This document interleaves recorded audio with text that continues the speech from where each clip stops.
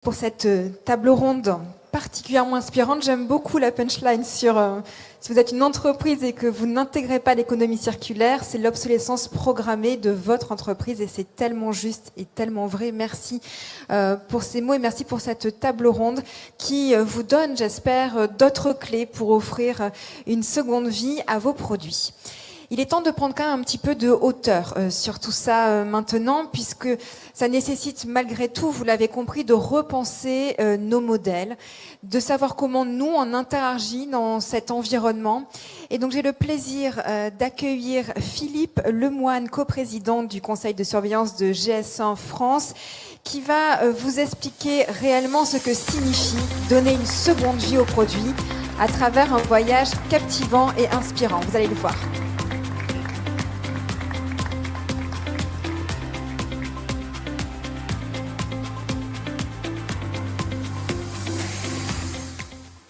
Bonsoir. Je suis heureux de prendre la parole dans le prolongement de la vidéo d'Enrique et de la table ronde consacrée à l'échange des bonnes pratiques pour tenter de répondre avec vous à la question « Peut-on et comment donner une seconde vie au produit ?» Les exemples évoqués étaient particulièrement convaincants et je remercie vraiment tous les intervenants. À vrai dire, avant même cet après-midi, nous étions nombreux et peut-être plus encore nombreuses dans cette salle à savoir pertinemment que oui, c'est évidemment possible de donner une seconde vie au produit. Qui n'a pas déjà préparé un bon petit plat et dû en mettre les restes au réfrigérateur avant de les accommoder en inventant une nouvelle recette? Combien de fois avons-nous constaté qu'une soupe, qu'une ratatouille, qu'une daube était encore meilleure après avoir été réchauffée, réassaisonnée, remixée, revisitée? Nous pourrions évoquer ensemble beaucoup de souvenirs délicieux, mais comme vous l'avez entendu, il m'a été demandé de prendre de la hauteur dans cette conclusion. La question est en effet celle du déploiement et de la généralisation d'un modèle. Je vous propose donc de nous astreindre à une exploration plus conceptuelle que gastronomique. Je le ferai autour de 3 questions. Qu'est-ce qu'une seconde vie? En quoi le numérique a-t-il renouvelé cette interrogation éternelle? Et à quelles conditions le paradigme de la seconde vie pourrait-il se généraliser? Qu'est-ce qu'une seconde vie? Une seconde vie. Avant de parler de seconde vie des produits, nous avons tous baigné dans l'espoir d'une seconde vie des hommes. Nous sommes dans un grand musée et il serait tentant d'introduire la question en évoquant ces célèbres peintures qui illustrent le thème de la résurrection dans l'art, notamment au temps de la Renaissance, qu'il s'agisse de la résurrection de Piero della Francesca en 1460 ou de celle de Raphaël 40 ans plus tard. Au temps du surréalisme, Salvador Dali, Max Ernst réinterpréteront ce thème, tout comme Marc Chagall à sa façon. Comme nous baignons de plus en plus dans une culture digitale, je serais également tenté par une entrée cinématographique en évoquant Matrix des sœurs Wachowski, qui revisitait en 1999 le thème de la résurrection à travers le personnage de Neo. Sœurs Wachowski, qui avaient elles-mêmes entamé en quelque sorte une seconde vie, en procédant l'une et l'autre à une transition de genre. Mais c'est plutôt dans l'univers de la musique que j'aurais aimé me plonger avec vous en réécoutant ensemble le final bouleversant de la célèbre symphonie numéro 2 de Gustave Mahler, qui exploite si bien, en 1894, les thèmes de la mort, du jugement et de la résurrection, complétant et faisant contraste avec le célèbre oratorio Die Schöpfung, la création, que Joseph Haydn avait composé un siècle plus tôt. Si l'on élargit le propos et qu'on s'éloigne du seul univers des humains, on peut noter qu'il y a d'autres significations de la notion de seconde vie que celle de mort et de résurrection. Dans le vaste ordre du vivant, qu'il soit végétal ou animal, il existe des espèces qui connaissent un processus étonnant qu'on nomme la métamorphose. La larve du batracien se transforme ainsi en tétard et le tétard se métamorphose à son tour en grenouille. Il connaît plus qu'une seconde vie. Il en connaît une deuxième puis une troisième. De même, avant de vivre une vie de papillon qui vole, le papillon vit une vie de chenille qui rampe. Ce mécanisme impressionnant de la métamorphose repose sur l'existence de cellules imaginales qui apparaissent chez la chenille dès son développement initial. Ces cellules ne jouent aucun rôle dans le développement de la chenille, Mais le jour où celle-ci se suspend pour se transformer en chrysalide, les cellules imaginales s'activent. Ces cellules se reconnaissent, se regroupent, se multiplient et forment les disques imaginaux qui donnent en quelque sorte le schéma du futur papillon. Lorsque l'on aborde le monde des produits et des marchandises, il semble qu'il n'y ait pas de place pour ces notions de résurrection ou de métamorphose. La logique économique traditionnelle est en effet linéaire. Il s'agit d'extraire, de produire et de jeter, comme on l'a dit plusieurs fois cet après-midi. C'est ce paradigme qu'a remis en cause le concept d'économie circulaire, non à partir d'une réflexion sur le vivant, mais d'une méditation sur l'aventure spatiale. Dès 1966, il y a près d'un demi-siècle, Kenneth Boulding utilisait en effet ce terme de circulaire pour mettre en avant le projet d'une économie qui fonctionnerait de manière plus cyclique, avec des boucles de rétroaction fermées en opposition à l'économie linéaire traditionnelle.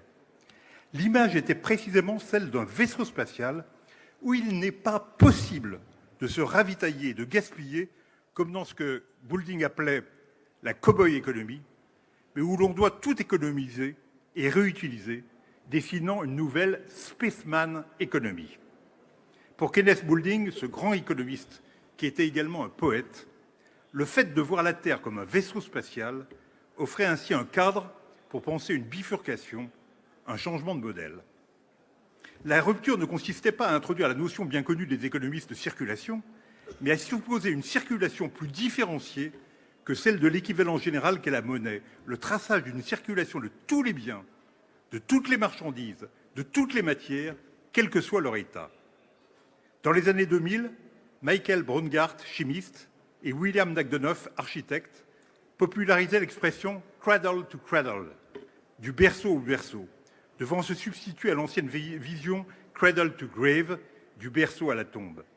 Le triptyque « extraire, produire, jeter » devait être remplacé par une nouvelle trilogie « réduire, réparer, recycler », qui s'étendrait à tous les produits, conçus dès leur origine dans une perspective de recyclabilité totale. J'en viens à ma seconde partie. Le numérique est-il à lui seul le passeport pour la seconde vie? Le numérique aime à se présenter comme un sas vers la vie éternelle. Des théoriciens comme Ray Kurzweil ont annoncé que l'horizon digital était celui de l'immortalité de nos cerveaux. De fait, l'informatisation se traduit depuis longtemps par le fait de doter tous les êtres vivants et toutes les choses d'un double, d'un jumeau numérique. En ce sens, nous avons déjà tous une seconde vie, une vie dans le virtuel, en plus de celle dans le monde réel. Et cette seconde vie pourrait ressembler un peu au portrait de Dorian Gray, imaginé par Oscar Wilde. Au lieu de vieillir en continu, notre apparence resterait immuable, voire, à l'aide d'un logiciel adapté, rajeunirait du nombre d'années souhaitées, tandis que notre image seule enregistrerait le poids des ans. Et, après notre mort, nos avatars sur les réseaux sociaux continueront de vivre leur vie, tandis que des programmes d'intelligence artificielle permettront à ceux qui nous aiment de maintenir une forme de dialogue avec nous. Est-ce à cela que l'on pense quand on dit que le numérique va contribuer à la seconde vie des produits? Plus simplement, il est certain que la transformation numérique rend aujourd'hui possible d'accéder à la masse de données sur la diversité des produits et sur la traçabilité de leur parcours, condition, on l'a vu, indispensable au déploiement du projet d'économie circulaire. Mais est-ce suffisant? Même avec l'appui du digital, l'émergence d'un nouveau modèle ne sera certainement pas spontanée. On peut même se demander si, au lieu de s'organiser en une chaîne cohérente, le projet d'économie circulaire n'est pas actuellement désarticulé par une avancée désynchronisée de la numérisation de ces trois maillons. Réduire, réparer, recycler ne sont en effet pas égaux devant l'échéance de la transformation numérique, et cela peut se traduire par des effets pervers. Le terme « réduire » s'accompagne d'une abondante littérature sur la nécessité d'une logique de décroissance. Mais quel que soit l'intérêt intellectuel de ces théories, elles butent sur la difficulté à faire surgir un désir. Aussi, la perspective se déforme. Plutôt que de réduire, il est de plus en plus question de revendre. Pour cela, le numérique est immédiatement opérationnel et le marché de la seconde main se développe sur des plateformes digitales spécialisées. Dans certains cas, cela peut se traduire positivement par un allongement de la durée de vie des produits, par exemple pour des vêtements d'enfants revendus au fur et à mesure qu'ils grandissent. Mais en même temps, ces plateformes contribuent indirectement à la croissance vertigineuse du marché de ce qu'on appelle l'ultra fast fashion, car elles déculpabilisent les consommateurs qui achètent d'autant plus facilement qu'ils savent qu'ils pourront aisément revendre. Le technosolutionnisme ambiant investit par ailleurs le troisième terme et recycler devient de plus en plus synonyme de collecter et de rassembler les déchets à l'échelle de continents entiers afin de les broyer, de les chauffer, d'opérer un cracking pour extraire les composants capables de délivrer le plus de valeur marchande. Quels sont les bilans carbone et humains de ces solutions hyper technologiques et souvent hyper centralisées? Tout cela n'a de sens que comme un dernier maillon de la chaîne, comme étape ultime de la circularité. La priorité est de rétablir la cohérence du triptyque réduire, réparer, recycler en valorisant le terme du milieu, le plus difficile peut-être, réparer, réemployer. D'où ma troisième et dernière partie, les conditions d'une vraie bascule. Si l'on veut vraiment déployer le projet d'une économie circulaire, il faut placer la puissance du numérique au service d'une vision. Seule, en effet, une transformation numérique audacieuse, collaborative et maîtrisée pourra contribuer à la bascule vers une nouvelle logique. 3 conditions paraissent en particulier nécessaires. Il faut d'abord cesser de croire que les données d'entreprise doivent intégralement relever d'une stricte appropriation privée.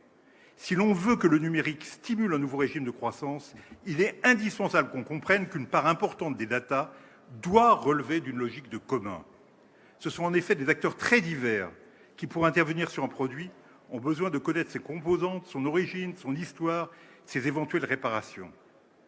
La Commission européenne œuvre en ce sens en affirmant qu'à côté des data lakes internes aux entreprises, il faut faire émerger des data spaces permettant une communication dynamique au sein d'écosystèmes selon des principes d'ouverture, de sécurité, de respect de la vie privée, de loyauté, de transparence et de responsabilisation des différentes parties prenantes d'une économie de la donnée. La seconde condition est d'accélérer fortement la standardisation de la définition des données produits. C'est là un chantier majeur pour l'avenir du GS1. Il est en effet essentiel que les différents acteurs d'un écosystème parlent un langage commun si l'on veut favoriser la réparation et le réemploi. De ce point de vue, l'économie circulaire fait surgir un nouveau défi pour GS1. Il nous revient de permettre l'émergence et la reconfiguration permanente des data spaces en étant en quelque sorte la matrice de ce qu'on pourrait appeler un hyper data space. L'enjeu est d'aller au-delà d'un commun propre à chaque écosystème et de définir des règles de partage à vocation universelle.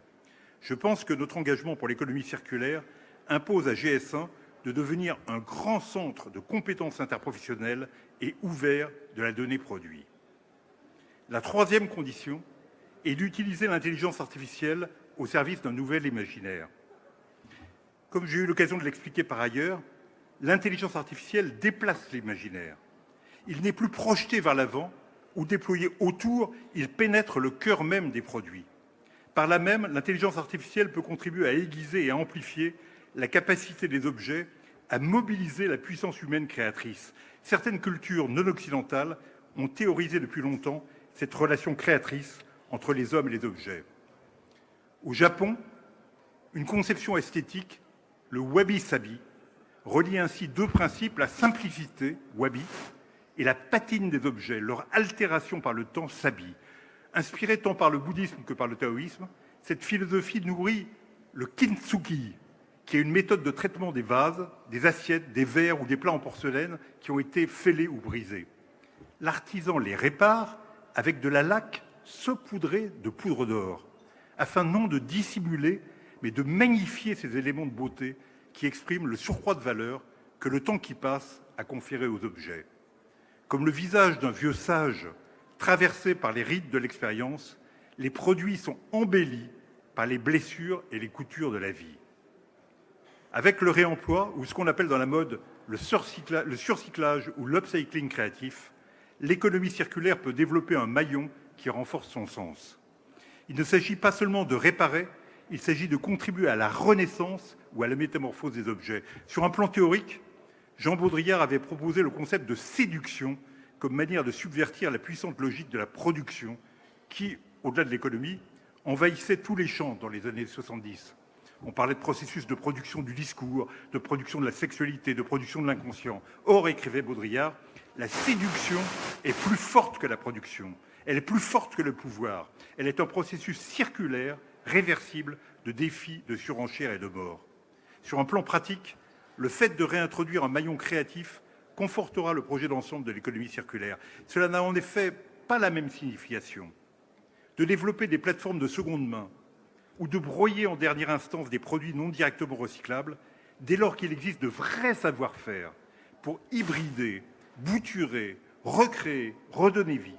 C'est en plaçant l'intelligence artificielle au service d'un tel projet qu'on pourra dépasser les impasses actuelles et donner corps à un nouvel imaginaire collectif.